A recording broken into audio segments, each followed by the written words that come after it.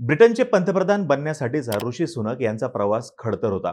Boris Johnson पायउतार झाल्यानंतर ऋषी सुनक हे ब्रिटनचे पंतप्रधान होतील असं वाटलं होतं, पण त्यांच्याऐवजी संधी मिळाली ती लिझ ट्रस यांना. लिझ ट्रस या पंतप्रधान पदावरून पायउतार झाल्यानंतर ऋषी सुनक यांना पंतप्रधान पद मिळालं खरं, पण त्याच्यासाठी सुद्धा त्यांना संघर्ष करावा लागला होता. पण पंतप्रधान पदी येण्यापूर्वी सुद्धा आपल्या पत्नी अक्षता मूर्ती सुनक यांच्यामुळे ऋषी सुनक हे अडचणीत आले होते आणि आता पंतप्रधान पदी विराजमान झाल्यावर सुद्धा अक्षता मूर्ती यांच्यामुळेच कॉन्फ्लिक्ट ऑफ इंटरेस्ट संदर्भात त्यांची चौकशी होण्याची शक्यता निर्माण झालेली आहे आणि यामुळे त्यांचं पंतप्रधान पद सुद्धा धोक्यात आलेलं आहे अशी चर्चा होताना दिसते. आज आपण सविस्तर मध्ये माहिती बघूयात की नेमकी काय केस आहे की ज्याच्यामुळे ऋषी सुनक यांचं पंतप्रधान पद हे जाऊ शकतं, त्यांची चौकशी होऊ शकते. तसंच चौकशीमध्ये जर का ते दोषी आढळले तर खरोखरच त्यांचं पंतप्रधान पद जाऊ शकतं का, याच्यावरती सुद्धा आपण प्रकाश टाकण्याचा प्रयत्न करूयात. नमस्कार, मी अरुणराज जाधव बोल व्हिडिओवरती तुम्हा सर्वांचं अगदी मनापासून स्वागत करतो. पंतप्रधान पदासाठीचा प्रचार सुरू असताना ऋषी सुनक यांनी इंटिग्रिटी आणि अकाउंटेबिलिटीचं जाहीर वचन दिलं होतं आणि हेच त्यांच्या प्रशासनाचं ध्येय असेल हे सुद्धा त्यांनी स्पष्ट केलेलं होतं. आता हे याच्यामुळे सांगतोय कारण की युके पार्लमेंटचे स्प्रिंग बजेटमधील न्यू चाइल्ड केअर पॉलिसी जी आहे, या न्यू चाइल्ड केअर पॉलिसीमध्ये ऋषी सुनक यांच्या पत्नी अक्षता मूर्ती सुनक यांचे कुठेतरी स्टेक्स आहेत का आणि त्याच्यामुळे कॉन्फ्लिक्ट ऑफ इंटरेस्ट निर्माण झालेला आहे का अशी चौकशी होऊ शकते. या new child care पॉलिसीमुळे Rishi Sunak यांच्या पत्नी असलेल्या अक्षता मूर्ती यांची इन्व्हेस्टमेंट असलेल्या कोरो किड्सला फायदा होऊ शकतो असा थेट आरोप होताना दिसतोय. आता ही कोरो किड्स जी आहे ही एक चाइल्ड केअर फर्म आहे ज्याच्यामध्ये अक्षता मूर्ती या स्टेक होल्डर्स आहेत, ज्यामुळे ऋषी सुनक सध्या अडचणीत आलेले दिसत आहेत. अक्षता यांच्यामुळे ऋषी सुनक पहिल्यांदाच अडचणीत आलेले आहेत का, तर तसंही नाहीये बघा.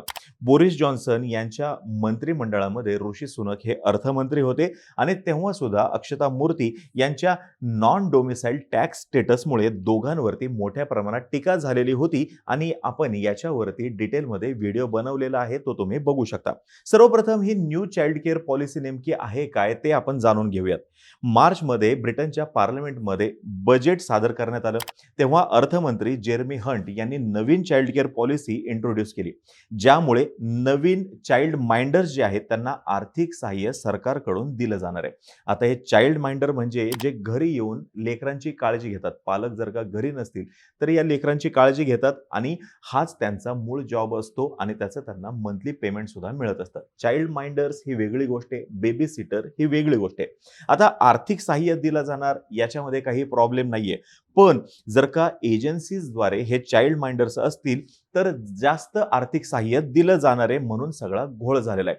कारण या एजन्सीमध्ये कोरो किड्सचं सुद्धा नाव येतं आणि मग अक्षता मूर्ती यांचे त्याच्यामध्ये स्टेक्स आहेत असं इव्हनिंग स्टँडर्डचं म्हणणं आहे. जेरमी हंट यांच्याच शब्दामध्ये सांगतो त्यांनी नेमकी काय सांगितलेलं आहे या पॉलिसी संदर्भात. The government would be piloting incentive payments of €600 for child minders who sign up to the profession, rising to €1,200 for those who join through an agency. म्हणजे एजन्सीद्वारे जर का चाइल्ड माइंडर म्हणून कोणी जॉईन झालं तर €1200 आणि जर का प्रोफेशन चाइल्ड माइंडरचं घेतलं तर फक्त €600 असं असणार आहे.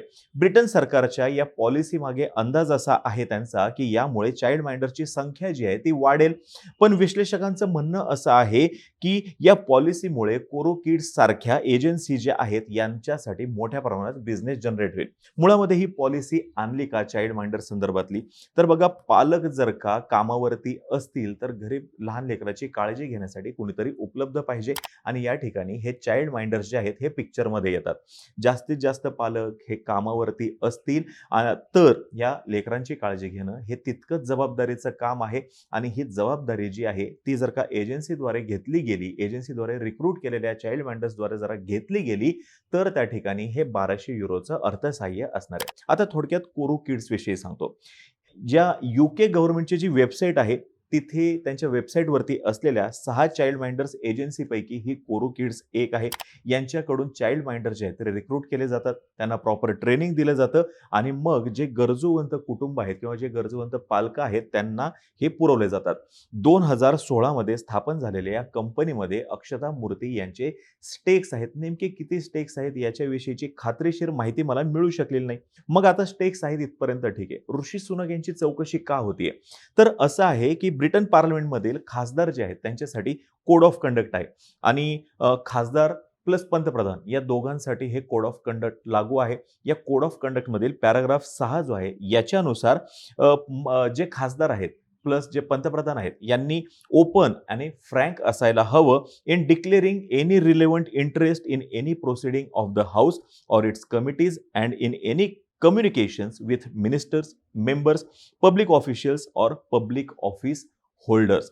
म्हणजेच कुठे-कुठे तुमचा कॉन्फ्लिक्ट ऑफ इंटरेस्ट आहे का? किंवा कुठे-कुठे काय-काय आहे, गुंतवणूक वगैरे आहे, हे सर्वच्या सर्व या खासदारांनी प्लस पंतप्रधानांनी मेन्शन करणं गरजेचं आहे. त्या संदर्भातली लिस्ट जी आहे ती टाइम टू टाइम अपडेट करणं गरजेचं आहे. आता या संदर्भातली जी लिस्ट आहे ही 11 महिन्यांपूर्वी अपडेट झालेली होती. मधल्या काळामध्ये काही झाली नाही आणि याच ठिकाणी ऋषी सुनक जे आहेत ते नेमके अडचणीत सापडलेले आहेत. आणि ऋषी सुनक यांनी संसदेमध्ये माहिती देणं अपेक्षित होतं किंवा ज्यावेळेस त्यांना या पॉलिसी नंतर विचारण्यात आलं की बाबा कुठे काही इंटरेस्ट आहे का, तर त्यांनी त्या संदर्भात काही सांगितलं नव्हतं.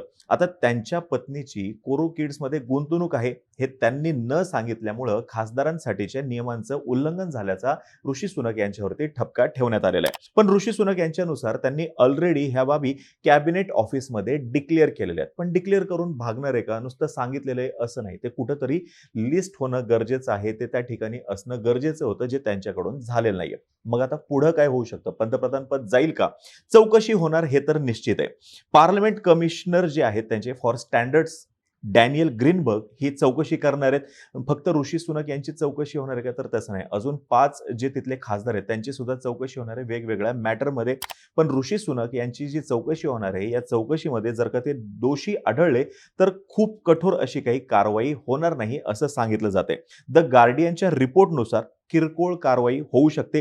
पण ऋषी सुनक यांना हे मान्य करावं लागू शकतं की हे नेमकं काय झालेलं आहे, काय इंटरेस्ट आहे, हे सगळं त्यांना समोर मांडावं लागू शकतं आणि तसे करेक्शन सुद्धा त्यांना करावे लागू शकतात. या एकूण प्रकरणामुळे त्यांच्या पंतप्रधान पदाला धोका नक्कीच नाहीये. पण ऋषी सुनक यांच्या राजकीय स्वच्छ प्रतिमेवरती याचा परिणाम नक्कीच होणार आहे. कारण मगाशी मी म्हणलं तसं ऋषी सुनक यांनी प्रॉमिस केलं होतं इंटिग्रिटी आणि अकाउंटेबिलिटीचं. यासोबतच ज्यावेळेस रशिया आणि युक्रेन यांचं युद्ध सुरू झालं, रशियावरती मोठ्या प्रमाणात निर्बंध लादले गेले, त्यावेळेस इन्फोसिसने रशियामधले त्यांचे काही ऑपरेशन्स जे आहेत ते काही थांबवले नाही. मग त्यावेळेस सुद्धा ऋषी सुनक आणि त्यांच्या पत्नी अक्षता मूर्ती यांच्यावरती सुद्धा टीकेची झोड जी आहे ती उठवली गेली होती आणि ऋषी सुनक यांना क्लॅरिफिकेशन द्यावं लागलं होतं की इन्फोसिसच्या रशियामधल्या कोणत्याही कारभाराविषयी त्यांना काही माहिती नाहीये आणि त्यांचा त्याच्याशी कोणत्याही पद्धतीने संबंध नाहीये. आता या संपूर्ण प्रकरणावरती ऋषी सुनक यांना संसदेमध्ये सर्वांसमोर स्पष्टीकरण द्यावं लागणार हे नक्की आहे. लोकशाही म्हणजे उत्तरदायी सरकार हे या ठिकाणी परत एकदा समोर आलेलं आपल्याला दिसतंय आणि ऋषी सुनक यांच्या रूपाने परत एकदा लोकशाही कशी महत्वाची आहे आणि या ठिकाणी कोणीही कोणत्याही पदावरती जरी असला तरी सुद्धा त्याला उत्तर देणं हे गरजेचं आहे. उत्तर देण्यासाठी ती व्यक्ती बांधील आहे हेही स्पष्ट होताना दिसतंय. आता तुम्हाला ही माहिती जर का आवडली असेल खाली कमेंट बॉक्समध्ये नक्की सांगा. आम्हा सर्वांची व्हिडिओ जास्तीत जास्त लोकांपर्यंत पोहोचवा आणि चॅनलला सबस्क्राईब करायला तेवढं विसरू नका. धन्यवाद.